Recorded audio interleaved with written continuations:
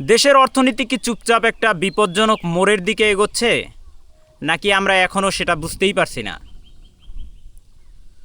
সাম্প্রতিক তথ্য বলছে সরকারের ব্যাংক ঋণ নেওয়ার প্রবণতা আশঙ্কাজনক হারে বেড়েছে।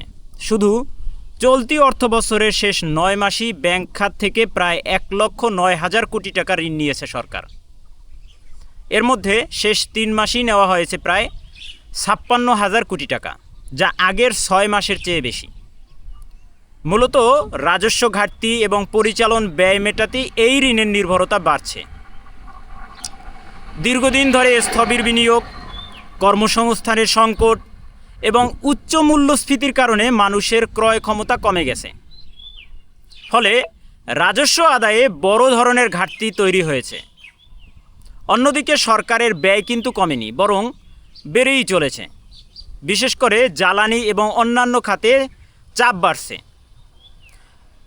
বিশেষজ্ঞরা বলছেন, এভাবে লাগাতার ঋণ নেওয়া অর্থনীতির জন্য ঝুঁকিপূর্ণ। কারণ ঋণ পরিশোধের চাপ যেমন বাড়বে, তেমনি ব্যাংক খাত থেকেও তৈরি হচ্ছে তারল্য সংকট। সব কিছু মিলিয়ে প্রশ্ন এখন খুবই স্পষ্ট: এই ঋণের বোঝা শেষ পর্যন্ত কে বহন করবে? সরকার নাকি সাধারণ মানুষ?